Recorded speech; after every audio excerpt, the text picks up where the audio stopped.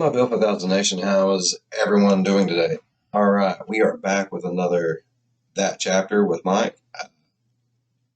This one is titled Robert Pickton and the Piggy Palace.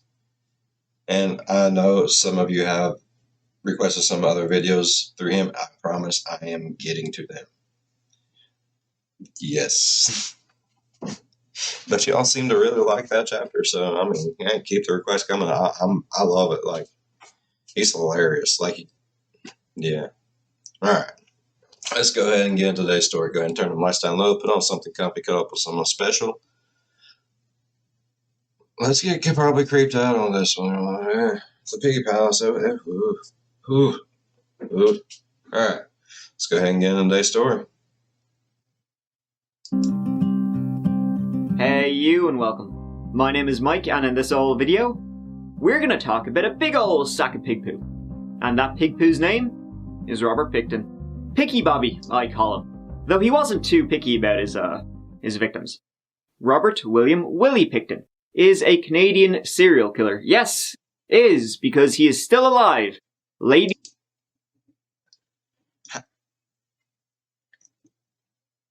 Canadian serial killer.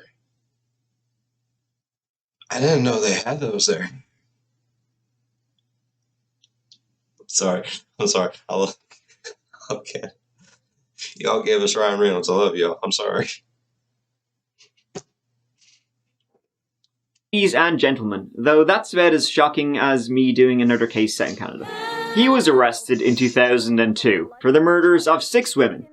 This would later be upped by a substantial amount. He looks kind of like an inbred hillbilly.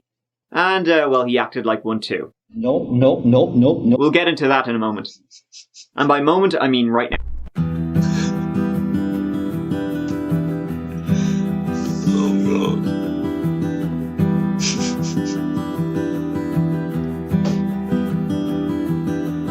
God. Pick Willie was born in 1949 in British Columbia into a pig farming family. His family had been pig farmers for 3 generations, so I'm sure they smelled just fantastic. Robert would inherit the literal pigsty in Port Coquitlam, about 17 miles east of Vancouver, along with his brother David and sister Linda. A worker at the farm, Bill Hiscox, said the farm was a creepy looking place, and called Robert, Bobby, Willie, a pretty quiet guy, who was sometimes just weird as shit. Serious question. What gave it away? An old neighbour would call Willie Pickton a good-natured little bastard. Only half of that statement is true. Over the years, the 2 brothers, Linda had moved away, kind of stopped Just a little bastard bird. farming so much, and would only raise a few pigs to sell to friends and neighbours. In 1994 and 1995, they sold parts of their inherited land, earning a total of 5.16 million Canadian dollars. So, dollar bills sorted. In 1996, Robert and David, maybe a bit bored, I don't know, they registered a non-profit charity with the Canadian government. It was called the Piggy Palace Good Time Society. You heard me correctly. Port Coquitlam is a small suburb of a little more than 58,000 residents. Colloquially known as POCO, the city spans across a series of tree-covered slopes and is most famously known as the hometown of Canadian hero Terry Fox. Nope. Here are 5 great things about living in Port Coquitlam. Number 1. The Piggy Palace Good Time Society. Well, let me tell you, a lot of people didn't have a good time there. But Willie did, and his Willie too. So they advertised their soirees in the papers, very classy affairs. And by that I mean just mega piss-ups, raves in the slaughterhouse, sex workers, Hell's Angels, sometimes up to 2,000 people would go there. I know I've said this before, but there really must be nothing to do in Canada if you're prepared to go get blasted with this reject. Eventually the city cracked down, arguing Oh, Bubba. He is on a roll, bro. that the brothers were unlawfully selling liquor at an unlicensed establishment. And so the, what was it called again? Oh yeah, the totally trustworthy sounding Piggy Palace Good Time Society would eventually be shut down around the year 2000, much to the disappointment of just everybody everywhere was crying their eyes out. So before we get into what we're going to get into, Robert and his brother Dave, they didn't just look like shit. They were actual pieces of shit too. In 1997, Robert was charged with the attempted murder of a sex worker named Wendy Estetter. He tried to stab her, so that's fair, yeah. But the case was dropped because prosecutors felt that Wendy, who was a drug addict, was too unstable to give an accurate testimony. She's making I can see where they would get that. it up. Women, what? Even though both Wendy and Willie had actually suffered a stabbing during the encounter. She had taken the knife from Robert and stabbed him. Wendy was in handcuffs at the time, so Robert is just a big bitch. So they were both treated in the same hospital. Wendy had handcuffs on. And the key to those handcuffs was in Robert Picton's pocket. It fell in. Do you drink? Oh, no. I don't drink. I don't smoke. I don't use drugs. And then everybody says, how come your eyes are so bloodshot? I says, I turned around. I didn't take the knife away from her. I did not take the knife away from her. I aimed it to her and I knifed her twice. I did that. I admit I did that. That's one thing I shouldn't have done. You've never taken any of the prostitutes back to your trailer? Not since this incident, no. Hey. But before that incident? Nope. So even with all of this, prosecutors were like, don't worry about it, it's fine. David, the brother, also had a criminal record for sexual assault in 1998. They were both, no means yes type of guys, so I just feel sorry for those pigs. Now, over the course of the next few years, the guy who worked there, Bill Hiscox, why he worked there, I don't know, get another job. He started to notice that women kept going in, but they never left. Weird. In 1998, a detective learned of a call made to a police tip phone line, saying Willie should be investigated in the case of women's disappearances in the area, primarily from Vancouver's downtown east side, where a lot of sex workers were. However, the detective struggled to attract resources and attention to the Pictons. Not only that, but between 1998 and 1999, 4 people alerted the police, "You should probably look into him, I think he's up to no good." And the police were like, oh well. In 1999, for example, the police received a tip that Robert kept human flesh in freezers. Though a warrant was secured, no search was carried out. It was probably just an oinker. I think human flesh and pig flesh are really similar. Not that I'd know. And so what was going on at the farm kept on going on.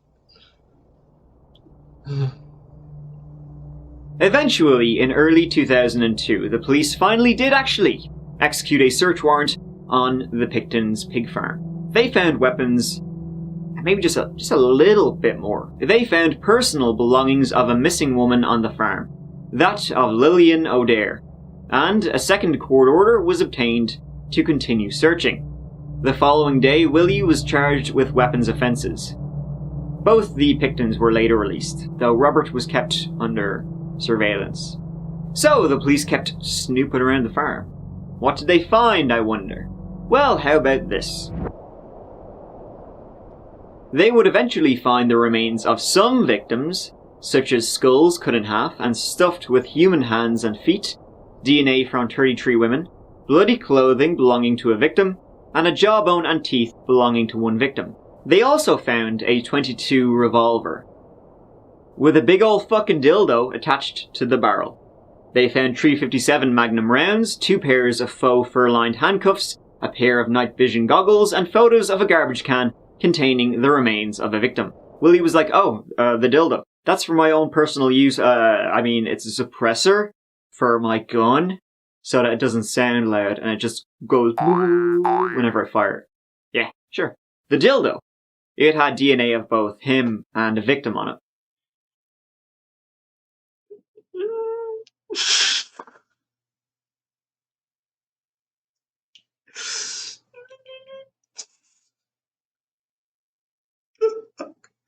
Oh god. Oh shit. Yeah.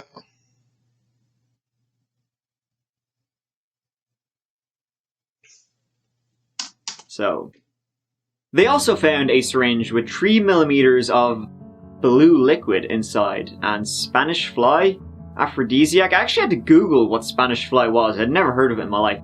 Apparently, it's a horny water. It's horny water that is made from crushed up beetles, and you drink it and you get horny. But actually, apparently though, other times it's just sugar water. So Robert was quickly arrested. He would eventually be held responsible for the deaths of Serena Abbotsway, Mona Wilson, Jacqueline McDonnell, Diane Rock, Heather Bottomley, Andrea Josbury, Brenda Wolfe, Georgina Papin, Patricia Johnson, Helen Hallmark, Jennifer Furminger, Heather Chinnock, Tanya Hulk, Sherry Irving, Inga Hall, Cara Ellis, Andrea Borhaven, Deborah Lynn Jones, Marnie Frey, Tiffany Drew, Kerry Koski, Sarah DeVries, Cynthia Felix, Angela Jardin, Wendy Crawford. 1 millennia later. Diane Melnick, and Jane Doe. Yeah, all had gone missing between 1997 and 2001. Robert Pickton pled not guilty. Interesting, because he was happy to share his story with an undercover cop while in jail. No.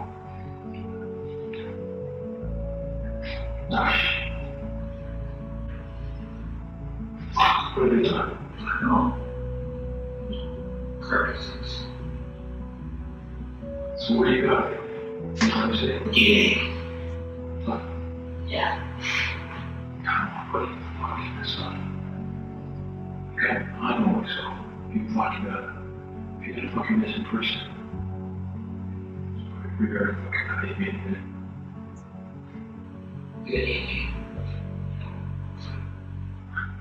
Fucking guys are right. I found the best way to fucking dispose of something so I can take it in the ocean. So really? Fuck. You know what the fucking ocean is at this? You much like any better than that. Who? Me? No.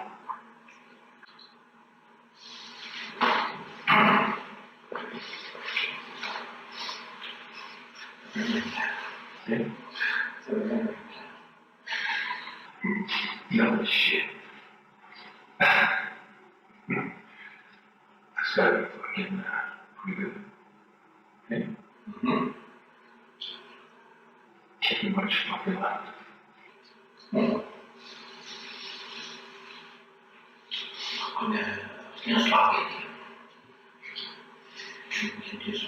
Really?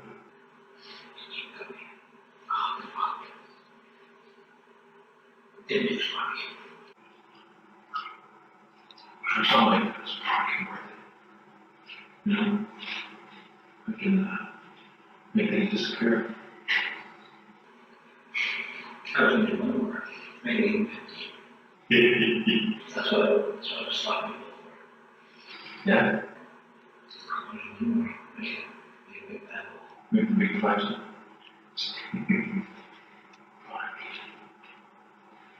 That's fuck. Fucking 50. Fucking have fun. How many of those? Yeah. Talk about half. One quarter. Talking about all of them. You know, the 40 people list. And that whole list, I'm going to have people. The other half of the I love it. So the other was 18. It can't be put in.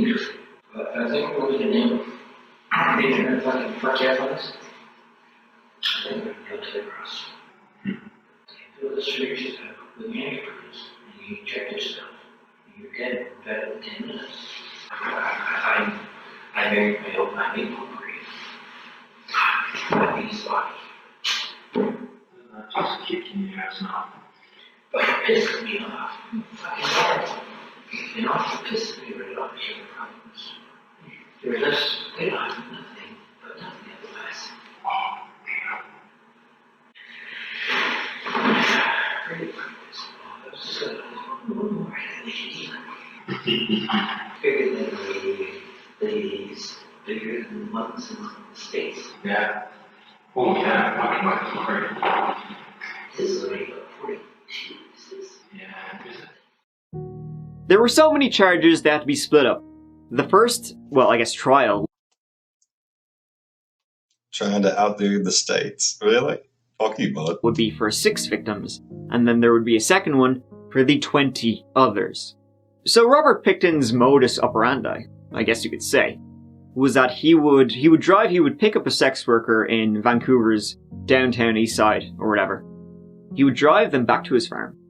He would handcuff them, and they would start having sex, and then he would accuse them of something. He would start to get really violent and aggressive. He would accuse them of doing something they hadn't done, like stealing from him or something, in order to build up his inner rage, like the Hulk.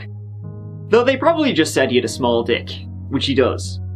He would then rape them, kill them by strangling them, bleed and gut them, run them through a wood chipper, and then feed their remains to his pigs. Or another claim is that the victims were ground, the resulting mince mixed with the pork mince from the farm, and the packages given to friends and family. This guy fucking sucks. His trial began in January 2006. The trial would go on for quite a long time, and remember, this is just a trial for Make you want to stop eating meat. 6 victims, not the other 20. And in December 2007, the jury would return its verdict. Now, we talked a lot about how messed up Robert Pickton is, but this is another pretty messed up part when the jury returned its verdict of not guilty on 6 counts of first-degree murder. But they did say guilty on 6 counts of second-degree murder, so alright, thanks, I guess. Right. Willie was sentenced to life with no possibility of parole for 25 years, the maximum punishment for second-degree murder, and equal to the sentence which would have been imposed for a first-degree murder conviction. So, alright. In 2010, the prosecution for the other 20 women, 2-0, would be discontinued, so he would never actually have to go to court or trial or case or charges against the 20 other women that were found in the farm. Fair enough. So that's kind of it. Not really though, because in 2016, Robert Pickton, he done released a book, y'all. Pickton, in his own words, he claimed he's the fall guy in a justice system that wrongfully convicted him for the murders of 6 women. The book, which was selling for $14.95 on Amazon, was published in the United States by a retired California construction worker named Michael Childress, whose name appears on the cover. Michael was given a copy of the manuscript by a former cellmate of Willie's, a child sex offender who hoped to use the profits to pay for his own legal fees. Apparently the book was just pig shit actually. Terrible writing, awful prose, and it was soon taken down because everybody was just like, what the shit? Another man is listed as the author, but the book is the work and the words of Robert William Pickton, Canada's deadliest serial killer, a former pig farmer who's in a maximum security prison in BC. He was convicted of killing 6 women, but confessed to killing 49. The back cover calls him the Fall Guy, and indeed, in 144 rambling pages, Pickton does proclaim his innocence. So how did Pickton get a book published? CTV is reporting Pickton had the manuscript smuggled out of prison by a former cellmate who gave it to a friend who apparently used a self-publishing website. From there, it's an easy jump to online booksellers, both in the US and Canada. British Columbia then introduced legislation to prevent criminals from profiting from their crimes through sales of books and other memorabilia. In 2018, Robert Pickton was transferred from British Columbia to the Port Cartier Maximum Security Prison in Quebec. Actually, Luca Magnotta, he's also there, so I wonder if they're pals. In 2019, Robert Pickton had to leave prison very briefly for medical reasons. So that's good. I mean, not the fact that he left prison, it was only for 4 hours to go to a hospital. What's good is that he's in trouble, so happy days. So whatever happened to Dave Picton, Robert's brother, right? He lived with Robert on that pig farm. It's unlikely he would be out of the loop, right? Well, Dave was never charged in connection with his brother's long-running murder spree. He never testified at Robert Picton's trial, and he denies any knowledge of what his brother was up to, which is believable. But by 2012, he had been seen a bit frequently in Vancouver's downtown east side, the same neighborhood where Willie picked up his victims. Posters were actually put up saying beware of this fella. Though from what I could find, he has now started a charity in Ghana, helping poor people there. The Picton Foundation, ladies and gentlemen. A name to be proud of. Oh wait, no. It's unclear how many victims Robert Picton actually has.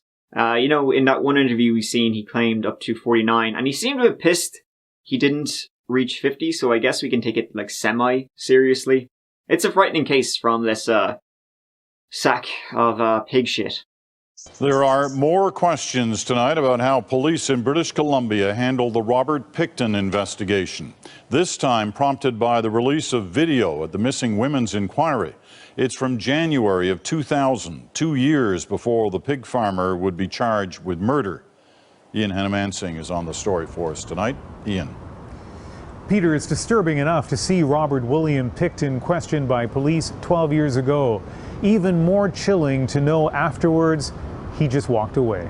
The RCMP and the Vancouver police came under severe criticism after all this came out for not taking action sooner and not taking the disappearances of so many women seriously. I mean, seriously, if they would have taken them more seriously or just did their job correctly. I'm not saying that they did their job wrong. I'm not saying that I am saying they did their job wrong. That was stupid. If you get a complaint, you're a fucking cop. Go check it out. That's why you get paid.